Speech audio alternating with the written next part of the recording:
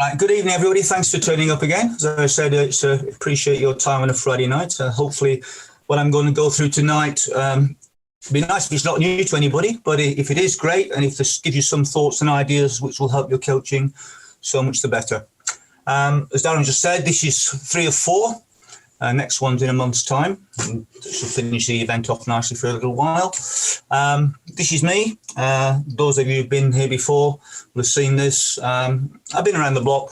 I'm getting on a little bit, hence the thinning white hair. But I've had a good time out of the sport so far, and hopefully more to come. Currently working with on UK number 1, Tom Gale, incredibly talented young lad, and see if he can improve on his under 23 silver medal come Tokyo. That'll be a nice one. And the young lady on the screen there is Laverne Spencer, in her middle 30s now, came over to the UK a couple of years ago to work with me, trying to make changes after a lifetime in the sport. So it's interesting, and a lovely lady. So I hope I can do well for her as the summer comes on. Again, some of these slides will have been in the previous presentations, but just to try to tie the whole thing together. It is difficult when I'm looking at one aspect of the sport, when in reality, we have to remember that it's a whole activity from the start of the run to landing in the mat. So quite a few things to look at, things you might want to consider, and a few recommendations, few simple take-home messages, particularly for developing athletes. And again, hopefully anything specific that you want to chat about, throw it to Darren at the end of the evening. While the definition of the takeoff is from the initial contact of plant to the moment the plant leaves the floor, it really starts with the penultimate contact, because how you use that sets up the takeoff or destroys it, as the case may be. High jump is a weird and wonderful event because of the nature of the activity, the curve, run, etc. There are so many variables which will pop up, some of which aren't included perhaps as noticeable in a horizontal jump or even the pole vault. So things like the way you use the penultimate stride, because that's, as I said, that's how you start the initiation of the takeoff. Finalizing the plant, the amount of lean, how far away, the way you put your foot down, the alignment of the foot, is it stable, is the trunk in line, where's the shoulders, what sort of arm action do you employ, because there's a few options to use, and then the way you time the free knee, where you aim it, how much you bend that leg, and how fast you spin round the 3 axes that are involved in our activity. So in terms of the aim of the takeoff, there are 2 considerations really. One is we need to look at the forces which we have to accommodate and develop and control, and we have to then consider all the rotations which follow on from that or involved in part of that. So the key thing is that we're trying to convert all our horizontal speed, our horizontal momentum into vertical momentum, still keeping enough horizontal momentum to get from takeoff onto the landing area, very important, but you're trying to get as much vertical velocity out of the takeoff as possible. And as far as the rotations are concerned, you've got to get a balance of rotations around 3 axes if you want to be efficient and effective above the bar and leave the bar on the pegs. The challenge, and it is a challenge, is you have to be able to overcome huge forces whilst working at speed. And you've got to keep the body in good posture, perfectly aligned, to get anything out of it. And we'll have circle on basically what happens every running stride. The centre of mass rises as you leave the ground, and it comes down as you land on the floor again. So there's a little wave action for the centre of mass as you progress through the approach. And then, of course, at the takeoff itself, you're trying to project the body upwards, hence the steep climb of the graph. And it's this at takeoff that is the key point where we are trying to convert that horizontal momentum into vertical momentum. So how fast are we running? Well, actually, guys are running about 17 miles an hour and women about 15. There's the metric equivalent. And in the time that you have your foot on the ground, you reduce that velocity by 40 to 45%.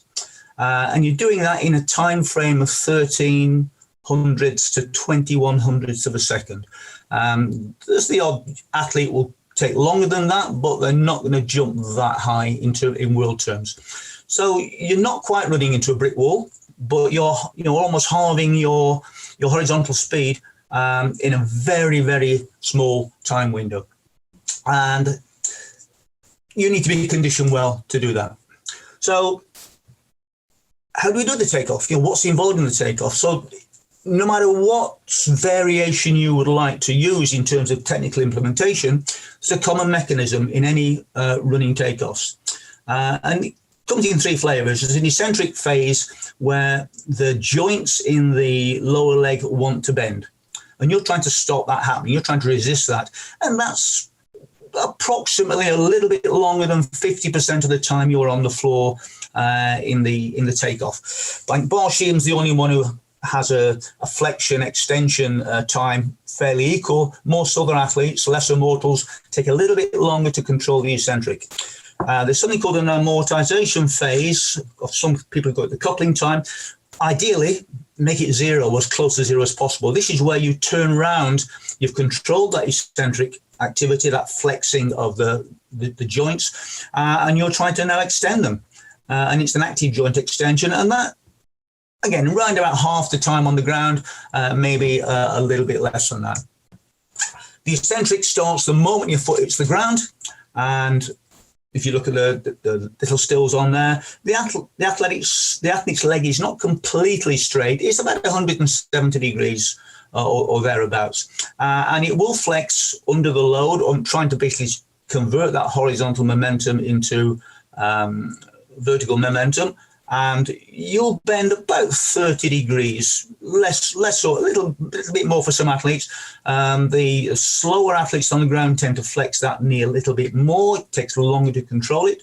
And what happens as that knee flexes, they just tend to distort across all three joints. And the trick is to minimize that distortion the best you can.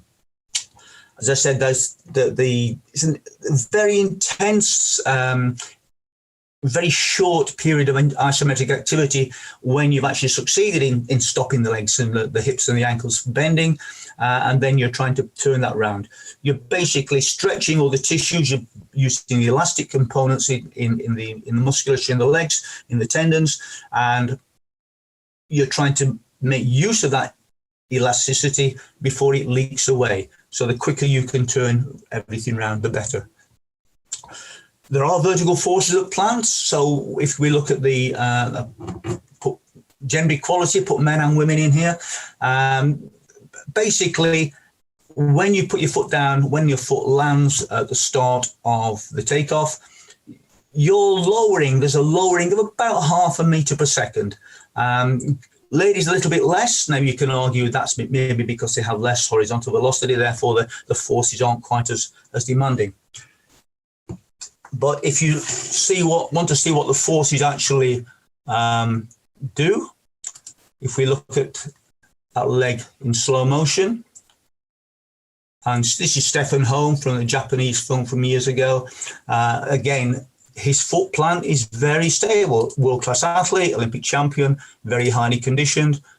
So when his foot hits the floor, it doesn't go anywhere. But what we do see is distortion at the ankle, and if you look very carefully, you'll see there's some inward rotation of the shin, and that's reflected. It's part of the fact that the ankle is actually pronated, and then as he moves through the takeoff, the knee moves slightly inwards, and we then start to see the right hip starts to drop. So this is a world-class athlete. You can see the magnitude of the forces that he's having to contend with. So if we look at what happens in more detail, when the foot hits the ground, that leg is, as I said, about 170 degrees, almost straight, not locked out, because that would actually be disastrous for the athlete. But as the foot moves into a full foot support position, there is distortion in the ankle. The forces run down the shin, and there are shearing forces through the foot into the ground. And this is where the little arrow is here, where we can get potential issues. There's compression in the lateral ligaments here. There may be stretching in the medial ligaments here. And depending how far that foot out is in front of the athlete, there may be other compression forces in the back of the shin.